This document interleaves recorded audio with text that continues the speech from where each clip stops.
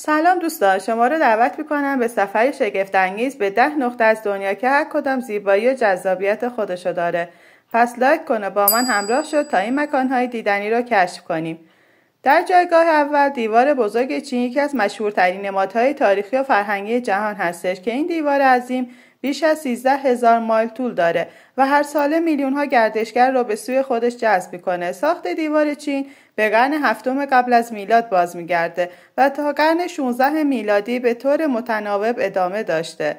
میلیون‌ها نفر از سراسر چین در طول این دوره‌های مختلف به ساخت این دیوار مشغول بودند. دیوار چین نه تنها یک سازه دفاعی بلکه یکی از بزرگترین پروژه‌های مهندسی در تاریخ بشره. از بالای این دیوار میتونید منظره نفسگیر از طبیعت بکر چین رو ببینید. این دیوار بزرگ برای حفاظت چین در مقابل مهاجمان و دشمنان ساخته شد. در خیلی از افسانه‌ها و فیلم‌های چینی دیوار چین و روح اون رو به یک اژدها تمثیل شده که از مرزهای شمالی چین مراقبت میکنه.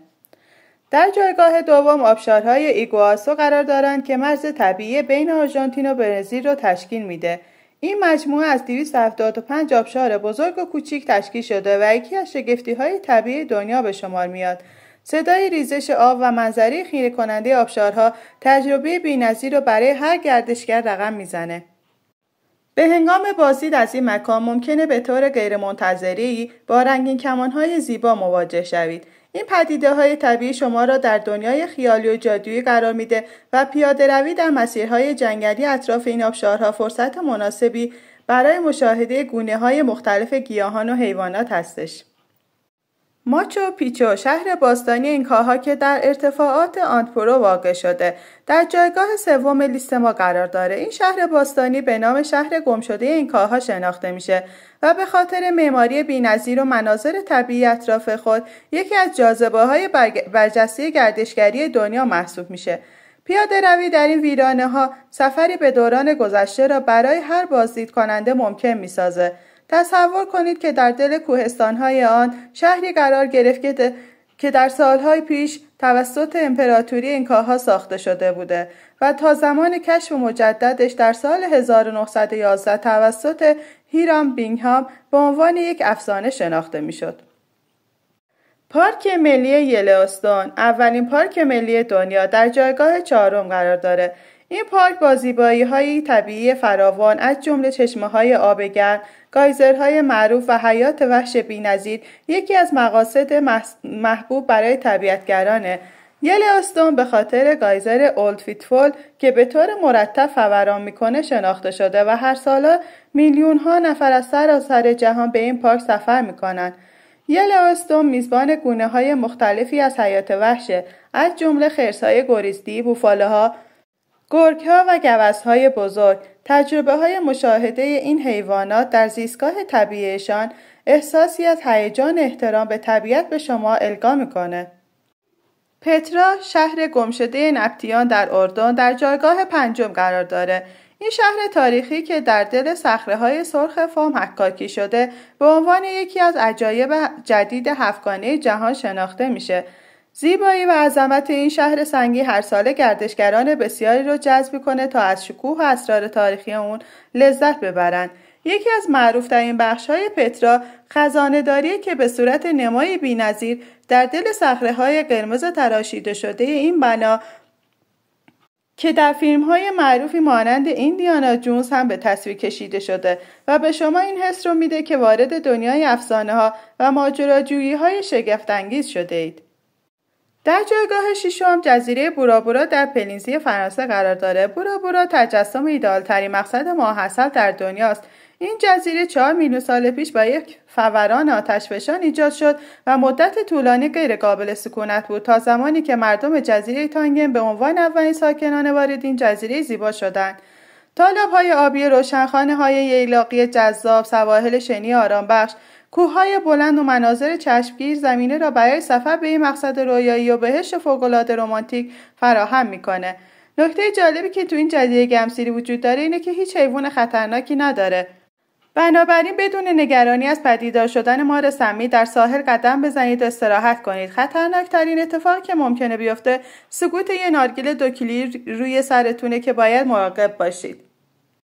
کاپادوکیا در ترکیه در جایگاه هفتم لیست ما قرار داره. این منطقه با مناظر منحصر به فرد از تپه‌های سنگی و دودکش‌های جن یکی از عجایب طبیعی و تاریخی دنیاست. تجربه پرواز با بالون‌های هوای داغ بر فراز این مناظر خیره کننده یکی از تجربه‌های بی‌نظیره که هر گردشگر باید آن را تجربه کنه. اگه تاریخ ایران رو دنبال کرده باشید، باید بدانید که کاپادوکیا مرز بین ایران و یونان بود. کاپادوکیا یکی از 3 شهر صخره‌ای جهان و این صخره‌ها در اثر فعالیت‌های آتشفشانی کوه‌های این منطقه به وجود اومده و در منطقه نیمه خشک آناتولی مرکزی ترکیه قرار داره. در جایگاه هشتم دیوار بزرگ در آمریکاست. این دره عظیم که توسط رودخانه کلارادو شکل گرفته به عنوان یکی از عجایب طبیعی جهان شناخته شده. مناظر بکر و زیبای این دره هر ساله میلیون‌ها گردشگر را به سوی خود جذب می‌کنه. دیوار بزرگ قرمز به دلیل فرسایش باد و آب به مرور زمان شکل‌های مختلفی به خود گرفته و این فرسایش باعث ایجاد صخره‌های عمودی و پرتگاه‌های حیرت‌انگیزی شده.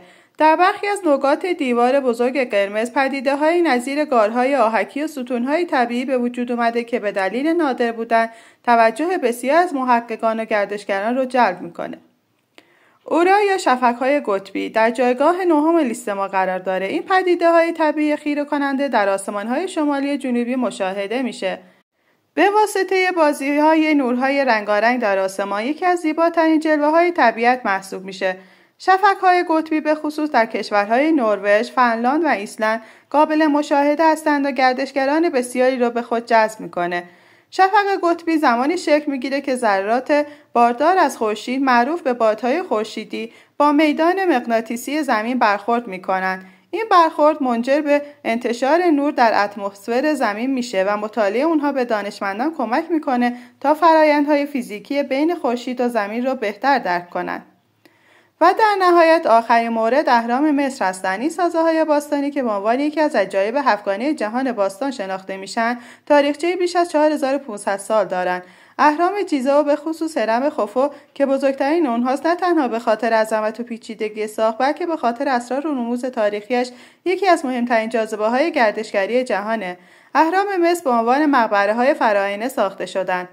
این اهرام به عنوان مکانی برای نگهداری اجساد و همچنین ذخیره ثروت در نظر گرفته شده. مصریان باستان بر این باور بودند که فراعنه پس از مرگ به زندگی ابدی میرسند و اهرام به عنوان پله‌ای به سوی آسمان برای آنان عمل میکند. اهرام مصر یکی از ماندگارترین دستاوردهای بشر در طول تاریخ هستش. به پایان ویدیو رسیدیم. مرسی که با ما همراه بودید. امیدوارم از سفری که به زیباترین مکانهای دنیا داشتیم لذت برده باشید. لطفاً کانال ما رو سابسکرایب کنید و زنگوله رو هم بزنید تا اولین نفری باشید که از ویدیوهای جدید ما مطلع میشید.